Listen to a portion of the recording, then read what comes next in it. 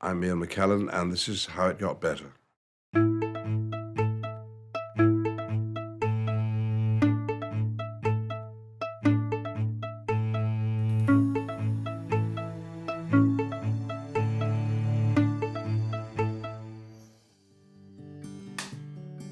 I was born 2 months before the Second World War started in the north of England. I was brought up in a little northern coal mining town called Wigan. My father was a civil engineer. My mother gave up her job as a secretary to look after my sister, who was 5 years older than me. People ask you, don't they, when did you know you were gay? And I say, well, about the time you knew that you weren't, you know. For me, it would be early teens, I suppose, by which time we were in Bolton, and I was at a very good school, a local school. Boys were encouraged to be themselves and follow their individuality, and I was able to do a lot of acting at school. I was bullied, and I've wondered when I was lying on the ground on the flagstones with a lot of boys on top of me, laughing, whether they detected in me a difference which they found unnerving. My best friend, David, was as keen on theatre as I was. And the joke for me now was that I discovered only 25 years later that he was as gay as I had been at the time. But that was the world we were living in. We didn't talk about it. Because to accuse someone of being gay, or even to ask that question, it was thought to be the most insulting thing you could possibly say about somebody. And if you did talk about it, you could be put in prison. I knew people who were. So the subject was never mentioned at school, in any sort of lesson might have been appropriate. It was a desert for a gay person. And it was only when I went to university that I met other gay people. If you saw somebody who you fancied or wanted to talk to, and how do you find out whether they're gay? It was nudges. It was the prolonged handshake, the look in the eye. The language and attitudes of today just didn't exist. But it didn't stop me enjoying my life and having fulfilling relationships with other people, because in my circle there was no secrecy. And I started relationships and lived with other men quite openly. And then I fell in love, and I had sex, and I sort of understood myself for the first time, and then went into the theatre. In the British theatre, individuality, of course, was celebrated. There were other gay people, all of them, what would the word, I suppose, closeted or discreet. I mean, nobody gave an interview and said they were gay.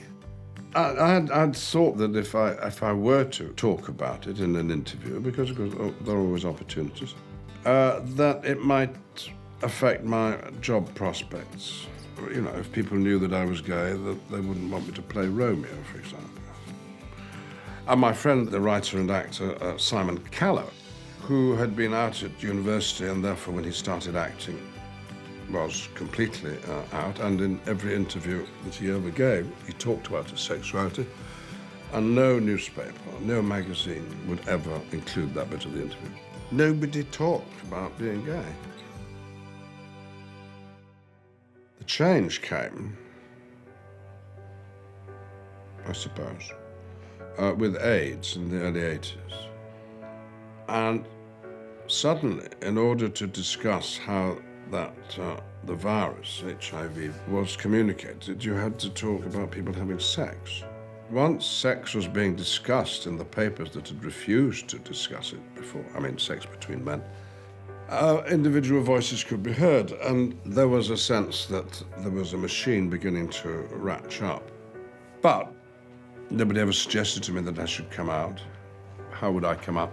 Well, by announcing it publicly. As I say, I was not living a lie. I was avoiding talking about it in certain situations, but I thought this is just how one behaved. When Mrs. Thatcher's government introduced a new law called Section 28. Using language from the deep south of America, they said it would be illegal to promote homosexuality in any school in the country to protect our children familiar argument. You protect your children, gay or straight, by never talking positively about what it is to be gay. I was so appalled by this when I heard of it. I joined in with groups who were vocally explaining why this was an unjust law. And in an argument, or debate rather, on BBC radio, I came out and said I was gay. Once you are honest about your sexuality, you will feel better about it. But there was a stepmother, aged 80, who I had to tell.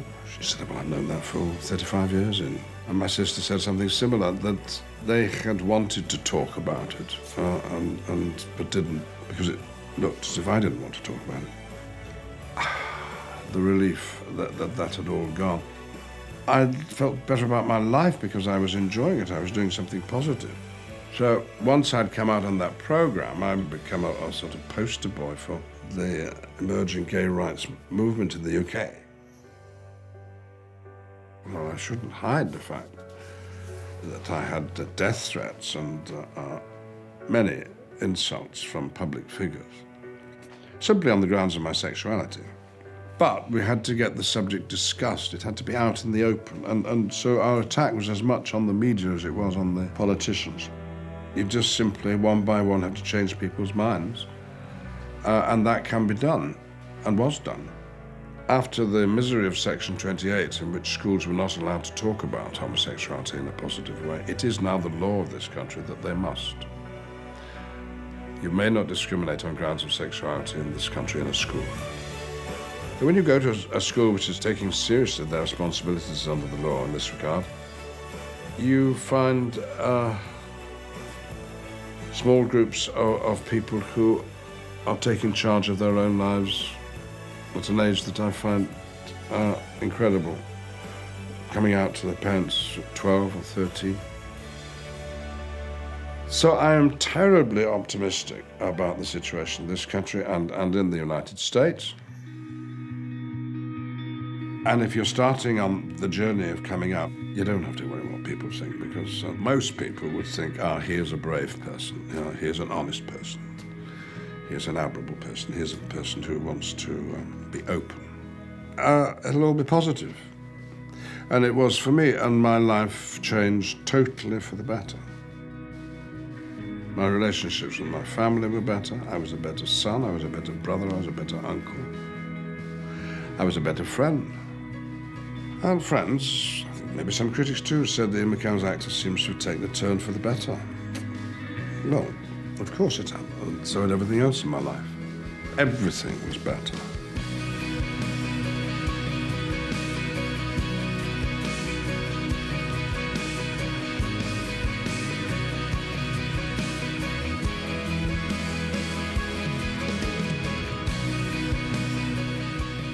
Gay used to mean a prostitute as well as being just happy. But anyway, gay.